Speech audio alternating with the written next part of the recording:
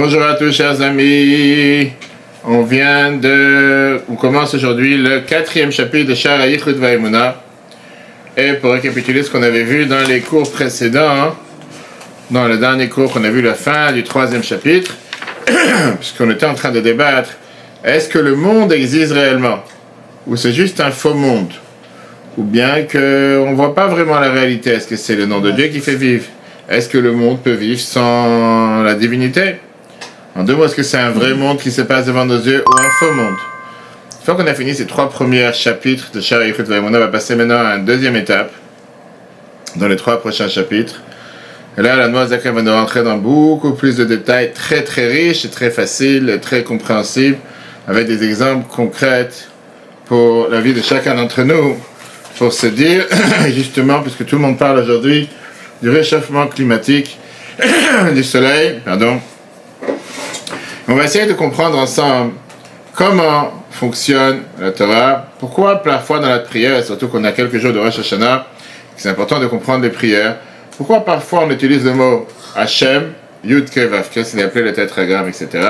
Et pourquoi parfois on utilise le nom Elohim. Pourquoi une fois tel nom, une fois tel nom. On va voir, c'est tellement riche.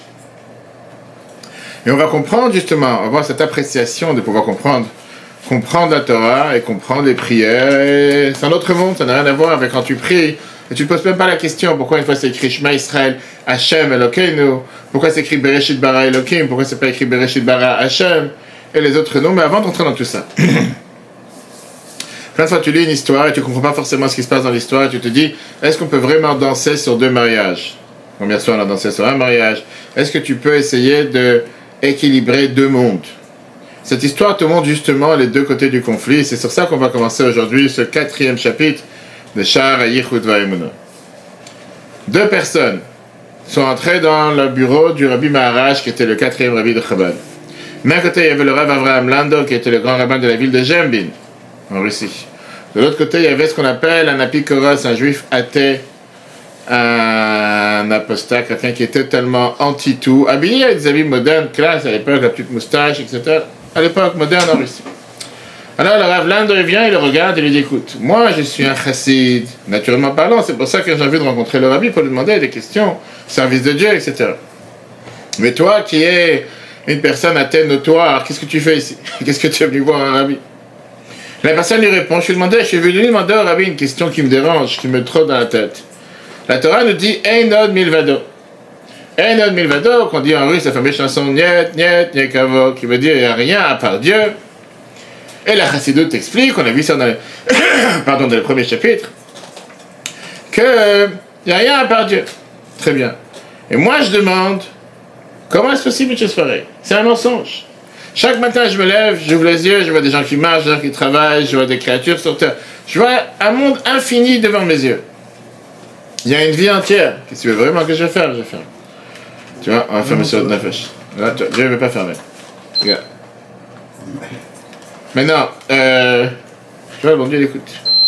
D'un côté, en 2 mots, d'un côté, c'est-à-dire, il y a un monde, il y a tout un monde devant toi.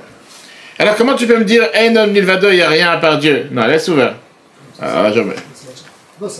Mais non, comment je veux dire, il n'y a rien à part Dieu? Ça veut dire qu'il te dit comme ça, dans ses yeux, il te dit, ce que tu dis, c'est vrai ou tu dis des phrases qui veulent rien dire?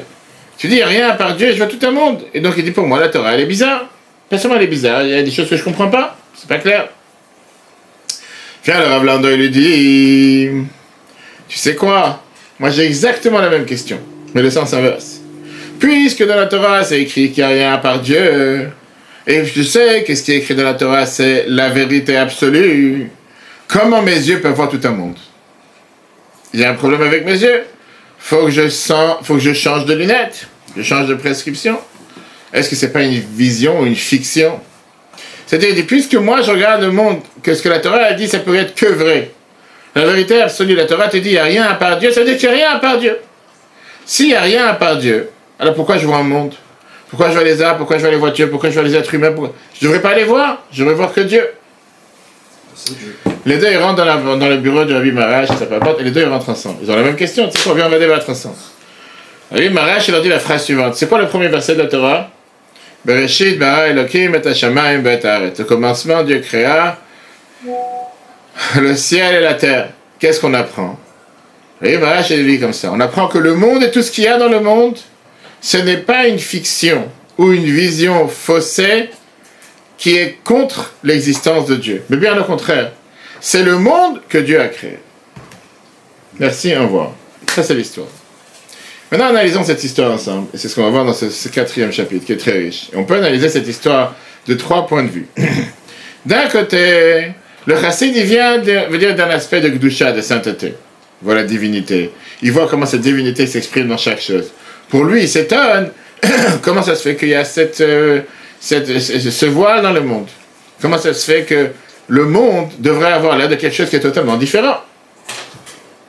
De l'autre côté, tu as la vision de l'apikoros, la vision de la personne qui est totalement athée, la personne qui est avec ce voile total, qui renie l'existence de Dieu. Et ça, c'est le fait que puisque Dieu a caché sa présence sur terre, donc lui s'étonne, comment la Torah te dit qu'il y a un Dieu sur terre, il n'y a rien à part Dieu, moi je vois le monde. 2 visions du monde différentes. Vient la 3e vision qui associe les deux, et ça c'est la vision de Maharaj qui te dit, le monde c'est une réelle existence, c'est pas une fiction. Le monde c'est pas quelque chose de faux, le monde est réel. L'arbre est réel, la voiture est réelle, l'être humain il est réel, tout est réel. Mais cette réalité découle de la Torah, elle peut exister que grâce à la parole divine. Donc l'un n'est pas contre l'autre. Et si on peut dire, on a vu cette semaine, on a eu l'anniversaire du Admor Hazaken et du Baal Shem Tov, l'auteur de la Chassidoute générale, l'auteur de la Chassidoute Chabad. C'est tout ce que la Chassidoute apprend, comme quoi le monde n'est pas opposé à Dieu. Le fait même qu'il y a un monde, le fait qu'il y a quelque chose de matériel, le fait qu'il y a une abondance matérielle, c'est pas contre la volonté de Dieu, c'est Dieu qui l'a créé. À nous de savoir l'utiliser et d'en faire avec comme il faut. Pourquoi on a mis cette histoire aujourd'hui? Parce qu'on est au passage, maintenant on est en train de passer le pont entre les 3 premiers chapitres et les 3 prochains chapitres. Ils sont dans Sha'ar Yichud Va'emunah. Les 3 premiers chapitres, on a appris sans arrêt comme quoi le monde ne peut pas exister avec sa propre force. Il vit grâce à la parole de Dieu qui le fait vivre à chaque instant. Et la conclusion était que le monde, il est Ain Ve'efes, il est néant, il ne voit absolument rien, et non milvedo, il n'y a rien à part Dieu. Après, Salomon Azaken a terminé le 3e chapitre qu'on peut revoir sur Torah.fr avec la question, si le monde il est vraiment néant, pourquoi avec nos yeux on voit un monde réel? Comment ça se fait que nous on voit un monde qui existe? Et comment ça se fait que dans le Tanya tu apprends une chose et dans la réalité tu vois autre chose? Ces dernières phrases du 3e chapitre qu'on a vu le dernier cours, c'était pour pouvoir comprendre ça, il faut devancer ce qu'on va voir maintenant dans le 4e chapitre. Comment ça se fait que pour comprendre comment ça se fait que tout ce monde n'est pas totalement effacé, n'est pas totalement anéanti, il faut d'abord comprendre quelque chose de nouveau, et ça c'est ce qu'on va développer dans les 3 prochains chapitres, qui est cette force cachée qui émane, qui vient du nom Elohim. Il y a 2 noms de Dieu les plus courants, on va dire, il y a beaucoup d'autres, on va voir les différents plus tard, mais pour l'instant on va s'arrêter sur les 2 grands majeurs, qui sont Hashem, Yud, Kei, Vav, Kei, le tétragramme, les 4 lettres, que valeur numérique 26, et Elohim qui est le compte numérique 86, le compte numérique la nature, la Teva, etc. Et on va voir la différence entre les deux et pourquoi la Torah l'emploie l'un ou l'autre, etc. Et d'abord, on va essayer d'abord de comprendre, et c'est les 3 prochains cours qu'on va voir, si Dieu veut que vous nous expliquiez les 3 premières sphirotes, Chesed, Gvura, Tiferet. On parle sans arrêt, qui est la bonté, qui est la rigueur, qui est l'harmonie qu'il y a entre les deux. Aujourd'hui, on va s'arrêter sur l'aspect de Chesed, l'aspect de bonté qui représente en général le nom de Dieu, Shem Hashem, qui est le Yud, Kei, Vav, Kei, le tétragramme, qui vient avec ce dévoilement divin sur terre. Après, on va parler sur la Gvura, qui est le Shem Elohim, qui représente le nom de Dieu, qui est plutôt comment le nom de Dieu, comment Dieu est caché dans la nature, comment il est caché dans le monde. Et dans le 3e, on verra comment il y a des fois un mélange et un attache entre les deux, comment notre devoir est de dévoiler la divinité qui est cachée dans le monde. Pour comprendre ça, la Noa Zaken commence très longuement avec ce qui se passe aujourd'hui, avec qu'est-ce qui se passe aujourd'hui sur le réchauffement climatique, mais très très riche. En t'expliquant qu'est-ce que veut dire quand on dit dans la Torah Shemesh u'magen Hashem Elohim. Shemesh u'magen veut dire le soleil et son enveloppe, sa protection. Hashem Elohim, ça c'est Dieu avec ces 2 différents noms. D'abord on va s'arrêter ici sur qu'est-ce que ça veut dire Shemesh u'magen. On l'a vu au début du Tanya, au début de Sha'ar Yichud, on a parlé sur la fameuse phrase qu'on répète dans la fête de Kippour à la Neila, Hachem ou Elohim, 7 fois, Dieu est notre Dieu. Qu'est-ce que ça veut dire? Voilà, quelqu'un, quand tu répètes ça, Hachem ou Elohim, qu'est-ce que ça veut dire? De quoi tu parles? C'est Dieu, c'est Gabriel, c'est Gabriel, c'est la même personne. Qu'est-ce que ça veut dire quand on dit Hachem ou Elohim? Qu'est-ce que ça veut dire quand tu dis dans la Torah, parfois la Torah te dit, dans Shema Israël, Hachem Elokeinu? Qu'est-ce que ça veut dire une chose pareille? Pourquoi tu répètes 3 fois la même chose? Shema Israël, si tu veux dire que Dieu est un, dis Shema Israël, Hachem Echad. Ça suffit? Qu'est-ce que ça veut dire? Shema Israël, Hachem Elokeinu, Hachem Echad. Qu'est-ce que tu répètes 3 fois la même chose? Après, dans la Torah, on voit que des fois la Torah te dit Vaïdaber Hachem, des fois on te dit Vaïdaber Elohim, et des fois on te dit les deux mots, Hachem Elohim. Qu'est-ce que ça veut dire ces noms? Pourquoi Dieu, il a 7 noms, les 7 noms les plus courants qu'on voit dans la Torah? Pourquoi ça ne suffit pas à un seul nom? On ne connaît pas d'autres personnes qui ont tellement de prénoms. Il y avait quelqu'un qui a une fille la semaine dernière, et j'ai demandé pour inscrire ses Torah comment on écrit chaque enfant, elle m'a cité les noms, il y avait 5 noms, 5 prénoms. Des fois, je me demande pourquoi les parents, ils assomment leurs enfants de prénoms, et se disent, va savoir, si c'est le seul enfant, je vais voir sur terre, moi, tout ce que j'ai rêvé, te donner comme prénom, je te donne tous les prénoms possibles et imaginables. Viens, la Noah Zakadi commence avec la phrase que David Amelech, le roi David, il dit dans Télim, chapitre 84, verset 12, Ki Shemesh ou Magen Havai Elokim. Dieu, c'est le Shemesh et Magen, le soleil et sa protection. Que veut dire ce verset? Que veut dire Shemesh ou Magen Hashem Elokim? Vas-y, demande la traduction. On dit Télim pendant le mois de Loul, on dit Télim au Shashana, on dit Télim Kippour. Qu'est-ce que ça veut dire? Shemesh ou Magen? La protection d'Hachem. Hein? Car le soleil, la protection d'Hachem. Le soleil, la protection d'Hachem. Bouclier. Parti loin. Bouclier. On dit pourtant tout le temps. Qu'est-ce que ça veut dire? Vient le Radak, Rabbi David Kimchi, commentateur du Télim, un des commentateurs de la Bible, et il te dit que Dieu, c'est le soleil qui éclaire notre chemin. Et Dieu, c'est aussi notre protection, Magen, comme on dit, Magen Avraham, qui nous protège de nos ennemis. Comme la bracha qu'on dit dans Birkat Kohanim, que certains ont l'habitude de dire à la Brit Mila, au mariage, etc. Yivarechecha Hashem ve'yishmerecha, que Dieu te bénisse et que Dieu te protège. L'explication est quoi? Que la protection, l'explication, j'ai dit quoi? La protection, le bouclier n'est pas forcément attaché au soleil. Il n'y a aucun rapport entre les deux. Shemesh Magen et Hashem Elokim, c'est bref, c'est la phrase de dire que Dieu il est là pour nous éclairer, Dieu il nous protège. Ça c'est d'après le Radak. Vient la Kabbale. Et là on va entrer dans les détails kabbalistiques très très riches.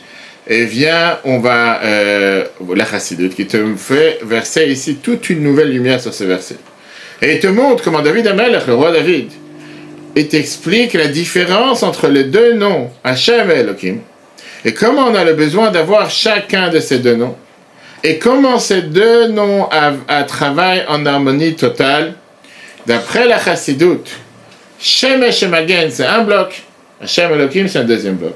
Ça n'a rien à voir entre les deux. Shemesh ou Magen, le mot Magen qui veut dire protection, qui veut dire bouclier, a un rapport avec le soleil. Hashem et Elohim, c'est un rapport avec le premier mot Shemesh ou Magen, qui veut dire de la même manière que Shemesh, c'est comme Hashem, le premier nom de Dieu. Magen, c'est pour Elohim. Ça, c'est en 2 mots. Maintenant, on va entrer dans les détails. Parlons d'abord du soleil. Notre cher ami, le soleil, on sait très bien que le soleil, c'est la chose la plus vitale qu'on a besoin pour avoir la vie sur Terre. C'est la source de l'énergie, la source de la lumière et la source de la chaleur sur Terre. On se rend compte en ces jours, comme j'étais là hier, le mariage, il ne trouve pas avec 35 degrés, Baruch Hashem. Ok. L'énergie du soleil, elle est responsable pour donner la vie sur toutes les plantes. Comme on dit justement dans la Tfila, et aussi les animaux et les êtres humains se nourrissent et reçoivent à travers les plantes cette énergie qui est sa source est dans le soleil. Si jamais il n'y aurait pas le soleil, le monde aurait été totalement congelé et on n'aurait pas pu avoir aucune forme de vie dans ce monde. Alors quand je te demande la question, est-ce que le soleil c'est quelque chose de bien ou quelque chose de mal? Je demande à tous ceux qui ont bronzé en été, à tous ceux qui n'ont pas bronzé, hein? Est-ce que c'est bien ou c'est mal? La réponse est quoi? C'est bien parce qu'il y a un bouclier. Une seconde, on va y arriver. C'est pas seulement que le soleil est bien, le soleil il est vital. C'est pas que tu peux choisir de l'avoir ou pas. Sans le soleil, le monde ne peut pas exister. Maintenant, passons de l'autre côté du décor, qui est que tout le monde sait combien on peut souffrir du soleil. Et la réalité, elle est qu'on voit comment les climatiseurs sont à pleine force dans le monde entier, vont témoigner pourquoi on a besoin d'avoir ces climatiseurs pendant l'été. Quand le soleil tape trop fort, quand tu es trop longtemps sous les rayons du soleil, tu peux avoir parfois des brûlures. Je connais des personnes que même sans qu'il y ait le rayon du soleil, s'il fait tellement chaud comme hier par exemple, où tu n'as pas forcément un rayon de soleil, tout d'un coup ils ont plein de boutons qui montent sur la peau, comme s'ils avaient été frappés avec des coups de soleil alors qu'ils n'étaient pas vraiment attachés au soleil, ils étaient dans la rue. Parfois tu peux avoir des coups de chaleur, parfois tu peux avoir des coups de sécheresse ou de totalement être asséché, comme on appelle ça. On voit ça malheureusement plein de fois dans les étés avec les secours qui arrivent, que déshydratés. Parfois ça peut assécher totalement les plantations, les champs, et ça peut entraîner aussi des feux. Plus que ça, regarder directement dans le soleil, ça peut amener parfois à un aveuglement. Récemment, on n'arrête pas de parler sur les dangers et les dégâts que fait le réchauffement climatique, qui arrive par la chaleur du soleil. Dans des cas extrêmes, le soleil peut même mettre en danger la vie humaine. Si le soleil aurait été un tout petit peu plus proche de la planète Terre, la vie sur cette terre n'aurait pas été possible. C'est une des choses sur lesquelles on remercie le bon Dieu d'avoir fait les choses de manière tellement correcte. Alors la question que se demande la Noire Zaken veut qu'on réfléchisse. Comment est-ce possible que tu me dis que le soleil c'est la source de l'énergie, la source de la vie sur l'humanité, pour l'humanité tout entière, et que sans ça on ne peut pas vivre? Cette même source devient un danger de vie, destructif pour l'humanité tout entière. C'est comme si tu me dis l'oxygène peut tuer. Ou quelqu'un il a l'oxygène et il peut vivre, il n'a pas d'oxygène, il ne peut pas vivre. Mais ça ne peut pas être que la même chose peut être d'un côté constructive et productive et donner la vie, et de l'autre côté donner la mort. Question. Voilà. Comme l'eau. L'eau ça peut tuer si tu veux être... si tu as une inondation, des choses pareilles, mais si tu n'as pas ça, je ne sais pas. La réponse elle est, et justement c'est ça que la Mazakan veut nous expliquer longuement, que tout dépend du rapport de force qu'il y a entre le soleil et la planète Terre. Oui, le soleil c'est une source d'énergie, une source de vie. Le problème n'est pas le soleil. Le problème c'est l'adaptation et la capacité de la Terre de pouvoir recevoir cette énergie. Énergie solaire. Le soleil il peut aider et il est productif tout le temps que la Terre peut le recevoir. À partir du moment que la Terre ne peut pas le recevoir, ça devient destructif. Si l'énergie du soleil, l'énergie solaire, est trop puissante par rapport à la capacité de la Terre de le recevoir, ou le monde de recevoir, à la place d'être productive, elle devient destructive.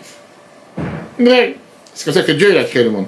Bien sûr, les gens vont dire, non, c'est la mère nature, comme les scientifiques. C'est comme ça que Dieu il a créé la planète, c'est comme ça que Dieu nous protège. Bien, les Chachamim nous disent, encore une phrase importante, qu'en réalité, il faut savoir que le soleil il est beaucoup plus puissant de ce qu'il nous donne comme rayon aujourd'hui. Si le soleil aurait vraiment donné toute sa force, si le soleil aurait vraiment fait jaillir toute sa puissance, comme il peut le faire de manière originale, tout aurait brûlé à une en quelques secondes. La température, elle était tellement puissante que l'humanité et la planète n'auraient pas pu vivre.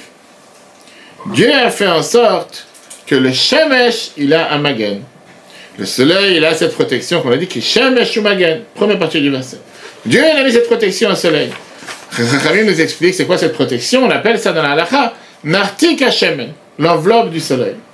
Cette enveloppe solaire, c'est comme une couche qui est dans l'atmosphère du soleil, qui vient, si on peut dire, diluer, qui vient raffiner, qui vient un peu rabaisser la puissance énergétique qu'il y a dans le soleil. Et cette puissance énergétique qu'il y a dans le soleil, fait en sorte de nous protéger des rayons du soleil. Ça nous protège des rayons du soleil. Ça nous protège des rayons du soleil. Et ça fait en sorte que quoi? Qu'on n'est pas totalement... on n'est pas totalement quoi? On n'est pas totalement anéanti, on n'est pas totalement brûlé, on n'est pas totalement disparu. D'accord?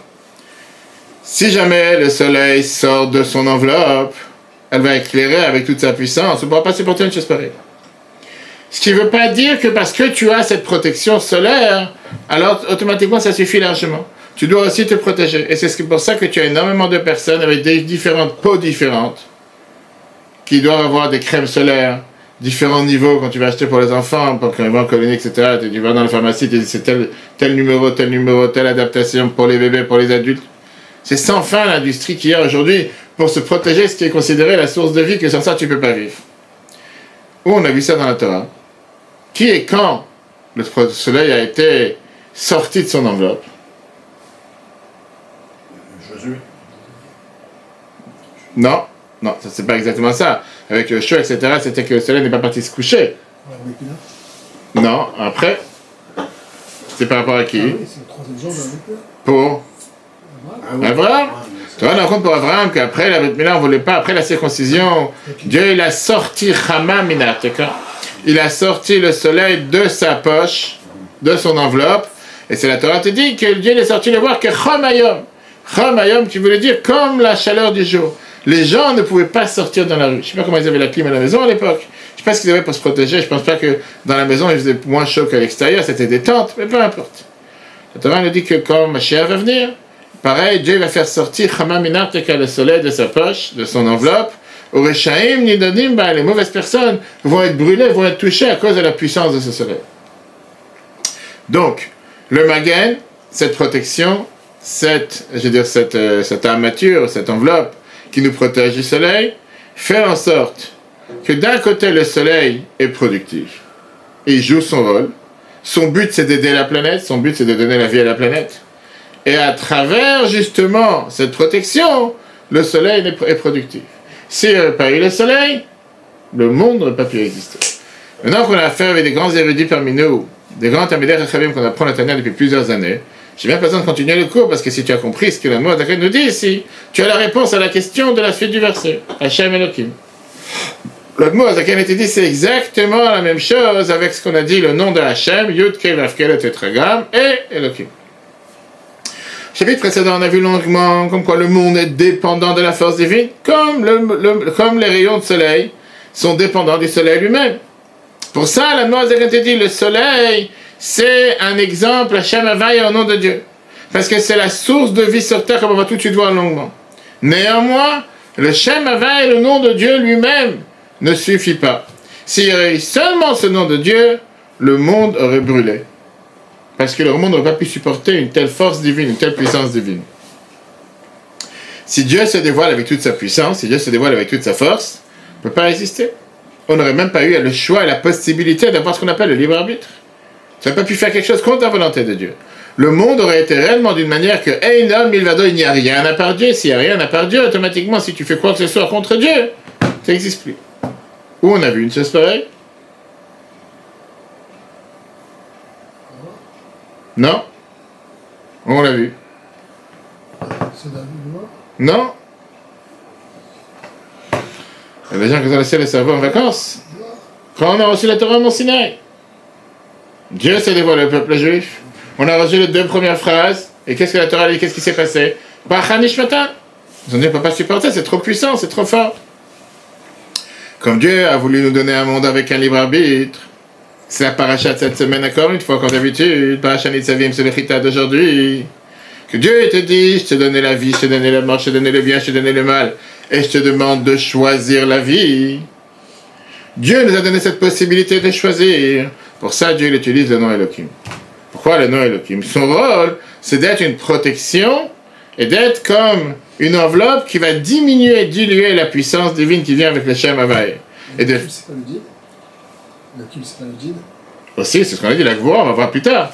Mais c'est aussi le numéro 86 qui est de la nature, c'est contracté, c'est limité, c'est caché, voilé. Et c'est d'ailleurs pas pour rien que le monde, Olam, la Torah te dit Milachon, Elem.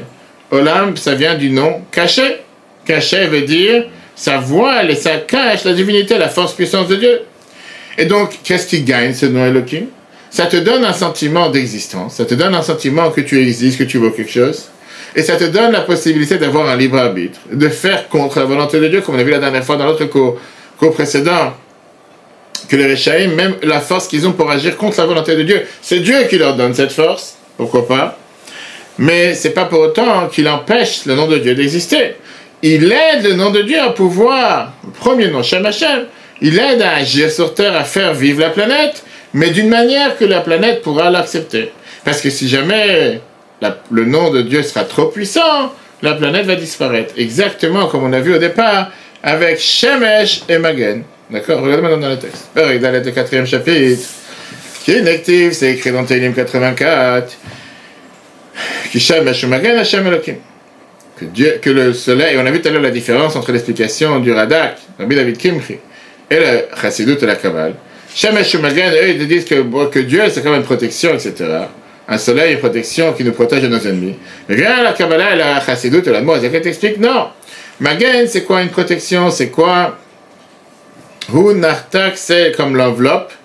La Shemesh, l'étui, les traductions exactes, au soleil, qui est fait la Hagen pour nous protéger. Pourquoi nous protéger du soleil? Chez Yuchlou, Abriot, le sable, afin que les humains, les créatures pourront le supporter. Qu'on puisse supporter les rayons du soleil. Comme le sage nous dit, la tête de la voix, comme Mashiach va venir. Akadosh Baruch Hu, Dieu, Motzi Chama Minateka, va sortir le soleil de son enveloppe, de son étui. Rechaim Nidonimba, et c'est les mauvaises personnes vont être punies, vont être jugées, qui ne vont pas pouvoir supporter la force du soleil. Ukmo Shanatek Magen Bad Hashem, de la même manière que l'enveloppe, le tui, protège pour le soleil, elle n'est pas contre le soleil. Car Shem Elohim, de la même manière, le nom de Dieu Elohim, Magen, protège le Shem Avaïbor au nom de Hashem. Et maintenant, il va commencer à rentrer dans les détails pour comprendre d'abord comment fonctionne le nom de Hashem, le tétragramme sur terre, et après ça, on verra comment fonctionne le nom Elohim. Rentrons dans les détails. D'abord, la Mozakin, il vient et t'explique qu'est-ce que veut dire le nom Yud Ke Vav Ke, qui est le Yud, le He, plus tard le Vav et plus tard le He. Dans le cours prochain, on verra si Dieu veut comment et qu'est-ce que ça veut dire le nom Elohim. Dans le Tanakh, dans la Bible, on a plusieurs noms de Dieu. Le Chachamim nous explique que chaque nom de Dieu vient et agit en fonction de l'action que Dieu il agit maintenant. Chaque nom est utilisé en fonction de qu'est-ce que Dieu a représenté. Le Dieu des armées, quand on parle de Elohim Tzevakot par exemple, etc., etc. Le nom le plus particulier, ce qui est appelé le Shem Amforash, ça c'est le nom des 4 lettres de Yud Kei Vav Kei. Que veut dire ces 4 lettres? Est-ce que ces 4 lettres ensemble donnent un sens, veulent dire quelque chose? La réponse, moi c'est la Shulchan Aruch, moi c'est dans la Chama tout de suite. Vient Rambam, dans son livre Guide des Égarés, chapitre, volume 1, page 61. Tu dis que tous les autres noms de Dieu ont une explication et un sens humain. Par exemple, quand tu dis Adnei, qui est le nom qui vient du mot Adon, maître, chez les humains, c'est-à-dire, tu as un Adon, tu as un patron, la fin de la Torah, tu laisses ce terme. Pareil, quand tu veux exprimer la force Elohim, dans la Torah, on l'explique parfois pour te dire, on parlait des juges, qu'on les appelle aussi Elohim, ou bien El et Haaretz, les dieux les puissants de la terre, ça veut dire aussi quelque chose. Chez l'humain, tu n'as pas une définition qui peut représenter que veut dire le nom Yud Kei Vav Kei. Ça veut rien dire, c'est 4 lettres mises ensemble, tu vois que ça veut dire oui quelque chose, mais tu n'as pas cette représentation chez l'humain. Pourquoi? Parce qu'on parle de quelque chose qui est uniquement et spécialement pour Dieu et pas pour un humain. Néanmoins, ça c'est Rambam, Maïmonide dans le Guide des Égarés. Viens le mot Azakan dans Shulchan Aruch, Code de loi juif, Chaim, chapitre, volume 5, Siman 5. Je te dis que c'est faux. Quand on dit le nom de Dieu dans la tefila, tu dois avoir la kavana, tu dois avoir la pensée. Surtout quand on dit Shema Israël, Hashem Elokeinu.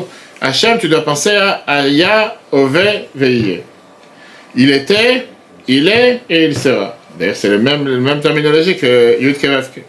Alors que quand tu parles de Elohim, tu dois penser que Dieu, il est takif, il est fort, Baal HaYecholet, qu'il est tout puissant, Baal HaKochot Kulam, qu'il a toutes les forces. Mais encore une fois, ça c'est une allusion dans les 4 lettres, parce que tu vois pas vraiment. On va dire c'est un jeu de mots. Yud Kei Vav Kei, ok, il y a le mot Havai qui veut dire créer, qu'il était, il est présent, etc. Viens la Moazaken et te dévoile d'après ce qui est écrit dans le Zohar et le Pardes.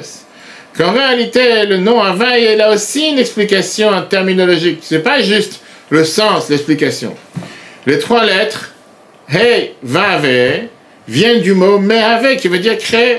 Ça veut dire que Dieu crée l'existence, crée le monde, crée la planète à chaque instant. Qu'est-ce qu'elle fait le Yud au départ? On a le Yud et après on a le He, Vav et He, Vav qui vient du mot créer. Ça on a compris. Dieu il crée tout à chaque instant. Pourquoi ça doit venir avec un Yud au départ? Viens le Moazaken t'explique. Viens on rentre maintenant dans les Dikduk, dans la grammaire hébraïque. Et il te dit comme ça. Quelle différence entre le passé, présent et le futur? Passé il est plus là. Présent il est maintenant encore là. Et le futur ça va être plus tard. Comment tu peux exprimer quelque chose qui est un présent continu? Pas un passé composé. C'est vrai, par le français, t'as pas ça en eux. Qu'est-ce que ça veut dire présent continu? Qu'il est continuellement présent. Comment on peut exprimer une chose pareille? C'est quelque chose qui est continuellement existant, qui n'a pas changé dans le passé qui n'a pas changé au présent et qui ne changera pas dans le futur. En deux mots, comment tu exprimes quelque chose qui est éternel, que tu peux ni le catégoriser comme le passé, ni comme le présent, et ni comme le futur. Tu peux avoir les trois ensemble. Admorazaken te dit, regarde le Tanakh. Rashi dans Iyov, dans Job, il te dit que quand on veut parler d'un présent continu, qu'on peut parler passé, présent et aussi futur, on a en général, on utilise au début du mot une de ces quatre lettres. Eitan, Aleph, Yud, Tav et Nun. À chaque fois que tu mets une de ces quatre lettres avant le mot, tu fais allusion au mot que tu vas utiliser, que c'est un présent continu, qui n'est ni passé, ni futur, ni présent, mais c'est un présent continu qui existe tout le temps. D'où on le sait. Rashi te dit dans Iyov que Iyov il a parlé Kacha Yaaseh Iyov Kol Hayamim. Kacha Yaaseh, si je traduis le mot Yaaseh, c'est ainsi il fera. Iyov tout le temps. De quoi on parle dans l'histoire? Qu'à chaque fois que Iyov il faisait un grand repas, il avait l'habitude à la fin d'amener des sacrifices comme le compte des enfants qu'il avait. Kacha Yaaseh Iyov Kol Hayamim. Des mots qu'on a dit Kol Hayamim, on peut comprendre que c'est quelque chose qui se passait de manière continuelle. Des mots Yaaseh, quand tu emploies le mot Yaaseh, il va faire, on peut penser que c'est quelque chose futur. Viens, Rashi te dit, Kacha Yaaseh Iyov. Comme Iyov, il a fait, il fera demain. Quand on écrit ça au présent et continuel, parce qu'il y a des fois qu'on peut utiliser ce mot au futur, et des fois on peut utiliser au passé. Pourquoi? Parce qu'on a un yud au départ. Le fait d'avoir un yud au début du mot, ça peut jouer avec le mot. Je ne suis pas obligé d'utiliser pour le futur, je peux l'utiliser pour les trois. Passé, présent, futur, et voire continuel. En deux mots, ce qu'on peut parler par rapport à Iyov, on va dire qu'il faisait ça tout le temps. Et là, tu dors. Tu dors déjà. Ok. Donc, passer dans les mondes kabbalistiques, il s'est déjà envolé avec eux. Maintenant, on vient, l'Admorazaken te dit, maintenant on a le Yud au début du nom Hava et au début du nom de Dieu, qui vient t'apprendre que c'est un présent continu. Que Dieu crée la création du monde à chaque instant. On ne parle pas d'une création au passé, il l'a créé, mais qu'il crée à chaque instant. Et d'ailleurs, c'est tout ce qu'on a expliqué dans les derniers 3 chapitres, on t'en dira exactement. Tout se relie sur la lettre Yud. Que cette lettre Yud vient te montrer comme quoi c'est quelque chose de réel, c'est quelque chose qui continue et qui existe à chaque instant. Maintenant qu'on a compris, commencé à comprendre c'est quoi le rôle du nom Havaï, on va voir comment ça s'exprime dans les Sphirot. Dans la Hamida, quand on commence la Hamida, on commence à dire que Dieu il est un Gadol, un Gibor, un Nora. Il est grand, il est puissant, il est redoutable. Donc, on prend ça des mots de Moshe Rabbeinu dans Ek, on a vu ça il y a 3 semaines, chapitre 12, verset 17. Et les Chachamim te disent que tu ne peux pas donner à Dieu d'autres grandeurs, d'autres surnoms, parce que n'importe quelle chose que tu vas donner, ça va juste diminuer de sa grandeur. Et c'est pour ça qu'on va seulement reprendre ce que Moshe a employé. Moshe a dit à Gadol, à Gibor, à Nora.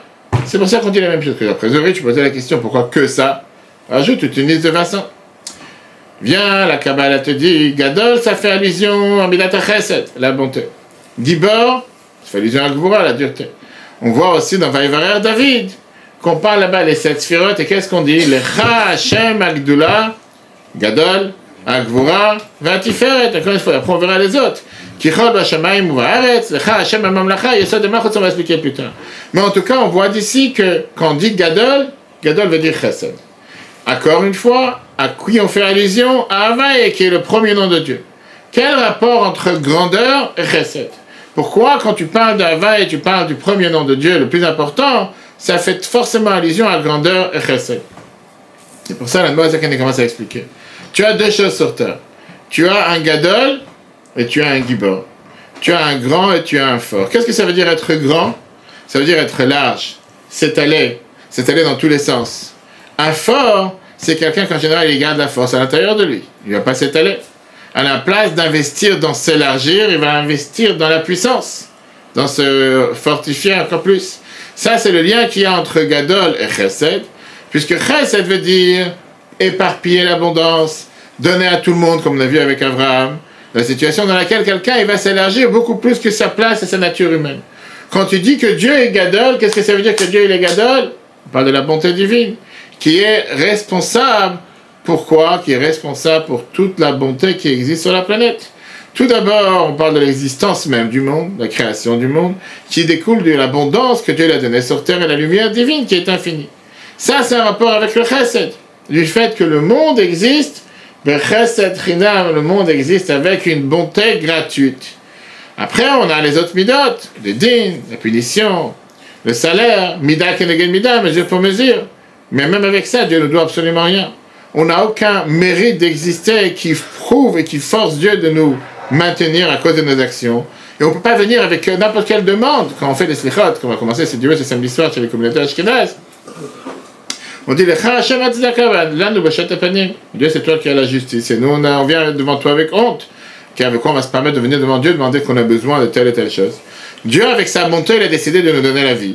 Et parmi cette bonté-là, il a mis toute une structure de tout ce qui est salaire et récompense, et le contraire. Viens là, Noazaka, il était dit, tu sais pourquoi tout ça? Parce que Teva Tov Letiv. Et c'est expliqué dans la Kabbale que la nature du bien, c'est de vouloir faire du bien. Et ça, c'est une des raisons pourquoi Dieu a créé le monde. Puisque Chesed vient exprimer la bonté de Dieu, la nature du Chesed, c'est de faire du bien et de faire passer cette abondance. Qui veut dire, ça ne veut pas dire que Dieu il a une nature qui l'oblige à faire du bien. C'est seulement dire que ça fait partie de ses caractères divins de faire de la bonté envers tous. Et Dieu, il a choisi d'agir avec cette bonté. Sauf, on verra ça dans la prochaine fois, parce que là on va voir dans le paragraphe en écrit, que parfois la bonté, elle doit être aussi contrôlée. Je donné l'exemple tout à l'heure qu'on a vu avec Roniam et Hagel, avec la pluie. Puisque Dieu il a une telle bonté envers tout le monde, et Dieu il veut que la planète ait de quoi boire, peut faire pleuvoir H24, 7 jours sur 7, 365 jours à l'année. Imagine-toi un instant la catastrophe.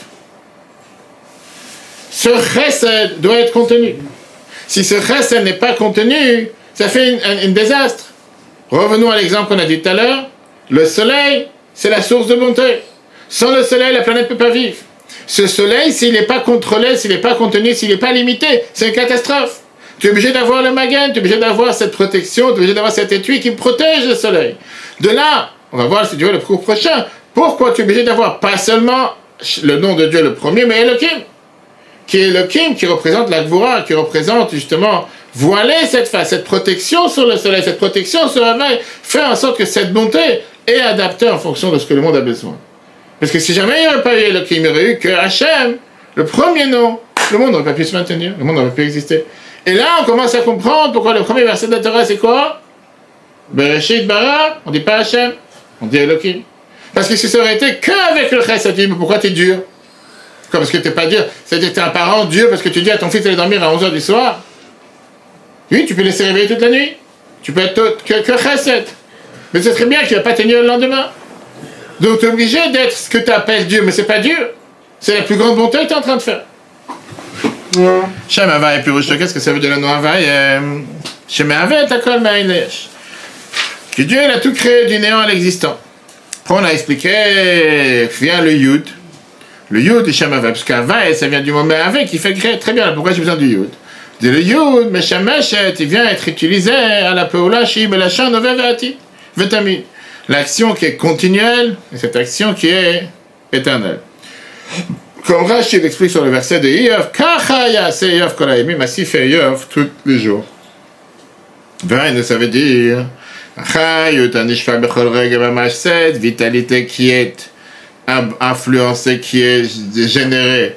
À chaque instant, dans tous les créatures, depuis la sortie de la bouche de Dieu et de son souffle, mais qu'il est fait créer du néant à l'existence à chaque instant. Ça leur suffit pas, ça leur suffit pas, parce qu'ils ont été créés déjà pendant les 6 jours de la création. C'est pour se maintenir avec. Contrairement aux autres croyances, tu es obligé d'avoir la parole de Dieu qui fait vivre les choses à chaque instant. C'est ce que tu dis tous les jours dans la prière. Et si jamais il n'y aurait pas eu cette parole divine qui fait vivre le monde à chaque instant, le monde n'aurait pas pu exister.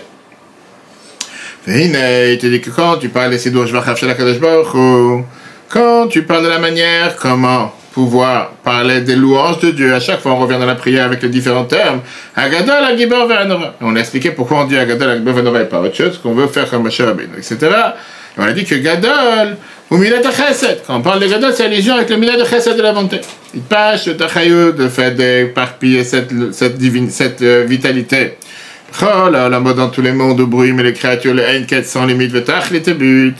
L'Iyad, Bruim, Yesh, des créatures du néant à l'existant, Vekayamim, Bechesed Chinam, et qu'ils existent avec une montée gratuite. Veni Kred Gdoula, pourquoi c'est appelé, le Chesed est appelé Gadol, grand? qui bat Migdolata Shel HaKadosh Baruch Hu, parce qu'elle vient de la grandeur de Dieu, Birvodo Ba'atzmo lui-même, qui gadol Hashem Veligdolata En Cheka, comme on dit dans le Hachré. Dieu est grand et sa grandeur n'a pas de limite. Velachen, Mashpia, c'est pour ça qu'il influence Gamken aussi, Chayut, cette vitalité, Veitavut, à cette existence, mais Aïn Layash.